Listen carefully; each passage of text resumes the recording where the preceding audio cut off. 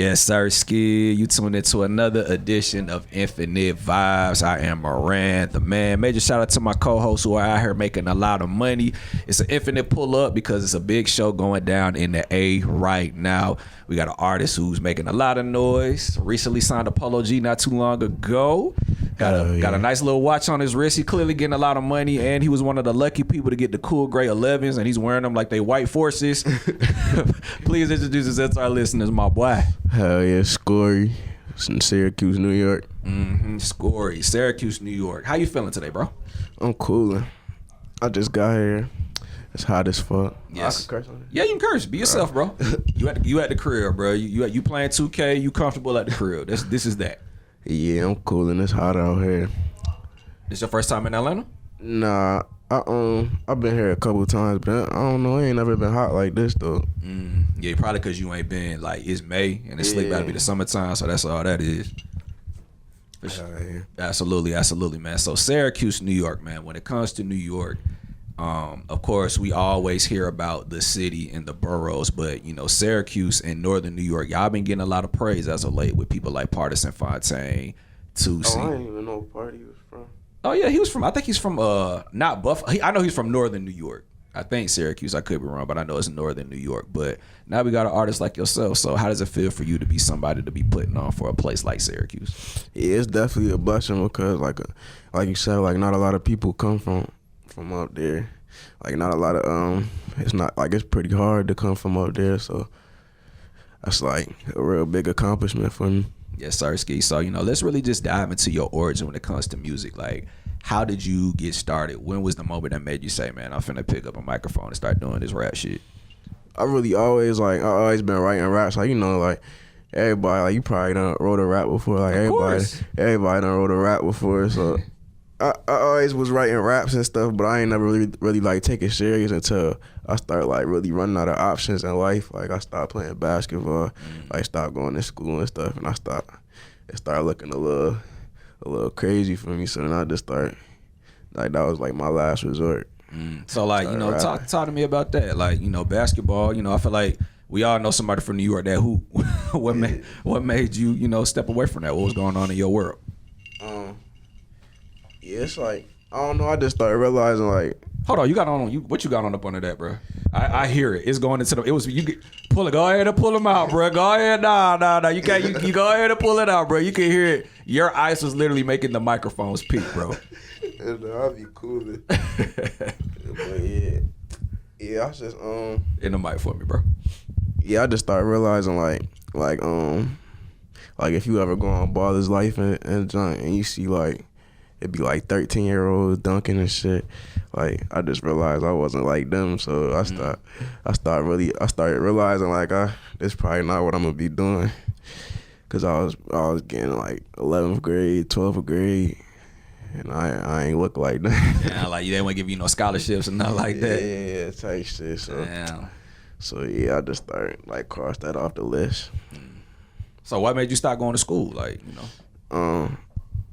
I really always, I ain't gonna lie, always, like you ask my mom, I always hated school, like since like first grade and stuff like that. She used to have to drag me. Like it's one story she be telling, like when I was in first grade, I think I asked her like how many, like I came home from school one day and I asked her like how many more, like how much longer I gotta do this. No, that's real shit, bro. I feel you. But the thing is, it's like as a kid, like I can relate to that because as a kid, I really just felt like, yo, kids got to go to school while adults go to work. But then we graduate just to have to pay bills and shit like that. You realize we was slick tripping. Yeah. You know, I say this all the time. I regret every nap I did not take as a child. I was really bugging. Yeah, that's a fact. But I ain't gonna lie, like when I got older, I really, even though I hated school, like I really miss school. I ain't gonna lie now, cause like you just there with everybody, all your friends and junk. Yeah. Like I type. Did you graduate? So you just left, or? Yeah, I graduated, but I ain't like really go to college and stuff. I went to a community college for like a year, then I stopped going to that shit. It's all good. Don't feel bad. You on tour right now. It's clearly working out for you. Yeah, It's clearly working out for you. So, talk to us about some of your musical inspirations. Like, who are some people that inspired you to even want to do this outside of just yourself? When I was younger, like, I remember my first favorite rapper being 50 Cent. Okay. And then when I got a little bit older, I started liking Lil Wayne and Drake. And then like from being from like middle school to high school, my favorite rapper was Drake. Okay. And then when I got into high school, I started really liking G Herbo. Oh yeah. G Herbo, I feel like he's absolutely an underrated GOAT. He done clearly inspired a lot of kids to go hard with his rap shit. Yeah, that's a fact. Absolutely. So tell me, what's life like at Syracuse? Like, if I pull up to Syracuse, New York, what are some things that I could do other than go see the Mighty Orange? What can I do in Syracuse, New York, man? I don't know. You can't really do much. It ain't really much to do. Like, it's really sad because it's like, like our malls and junk. Even our mall, if you go to our mall, like any mall I've been to, they got like Gucci stuff like that. But our mall don't even got no Gucci store. Damn. Like Louis V stuff like that. So you didn't even see Louis. How old was you the first time you saw Gucci, bro? Yeah, that junk was crazy. I ain't even know like that was regular. I ain't know that was normal. Damn. Some malls that had like Louis V and Gucci and stuff. Damn. We don't even got that.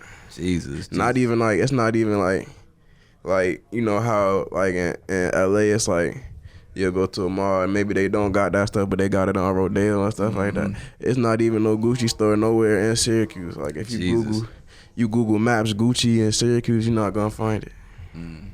Crazy. So it's that dead in Syracuse. The only thing you can do is play basketball and go to the college. Yeah, that's pretty much. Was you around when Carmelo was up there playing? Nah, I don't think I was. Okay. What year did he? Oh, that was what, 03-ish? So I can imagine, he was probably like a kid then. Oh, yeah. Yeah, I can only imagine maybe he had the city on Smash. I don't know. Yeah, I did live down there in 03, but I don't remember that. I don't remember him being there, though. Okay. All good. So how does your family, take to your success? Because, you said earlier your mom knew that you didn't want to go to school. Did she worry about you at all? Yeah, she worried about me, and she still worried about me. She worried about me every day.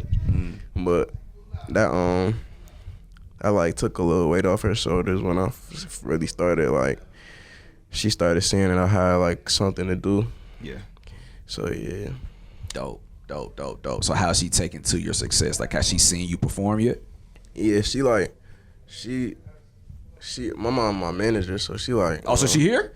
Nah, she not here right now, but she like very like hands on in my career. So yeah, but she chose to do that because she know how like corrupt the industry could be. So that part. Yeah, so yeah, she gotta protect you. Yeah. What is a studio session like for you? Like, what are some bare essentials that you gotta have when you're in the studio cooking up, my boy? I don't really need much to be in the stew, but I really like. I don't like a big stew session like with a lot of people. I really gotta be either like one or two people with me, or I just be alone. Right. I ain't gonna lie. That's when I cook up the best.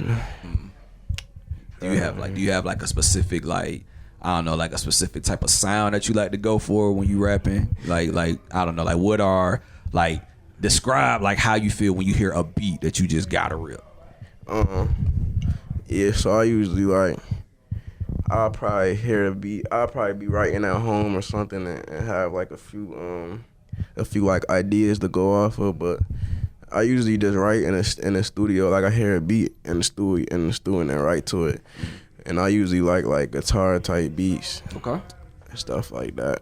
Okay. Dope. So, talk to us about, your connection with Polo G. You are signed to Polo G.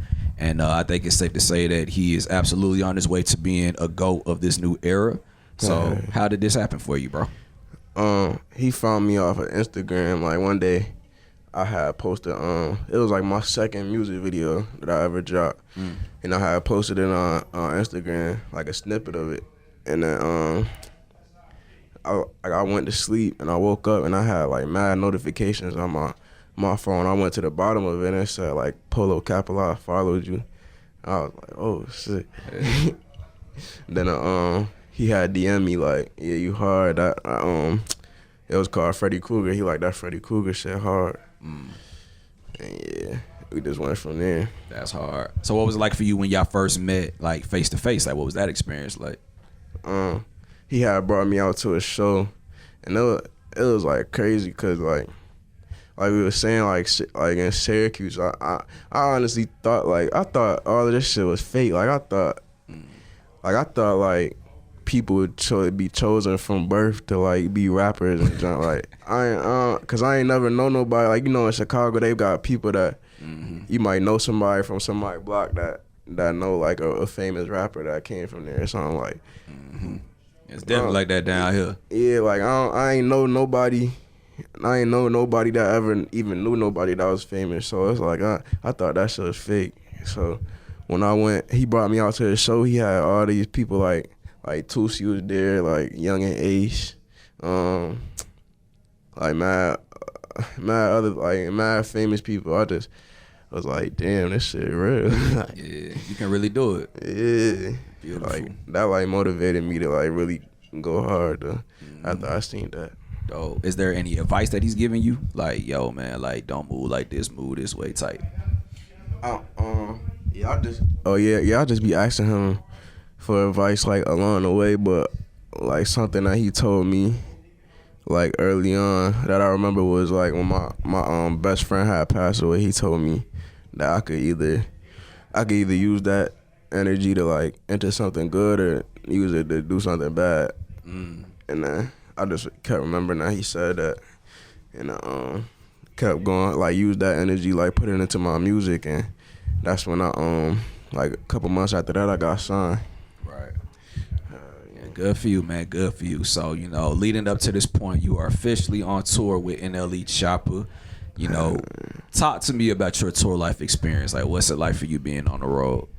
I just got off. I only been on one other tour with Polo, but it was like this like my first real like Polo tour was like spaced out dates, like and we had to fly to all the dates. I never been on like a tour date or like tour back-to-back dates, and you gotta drive to them and stuff like that. So that's really my first tour that's like back-to-back dates, so I'm driving to and stuff.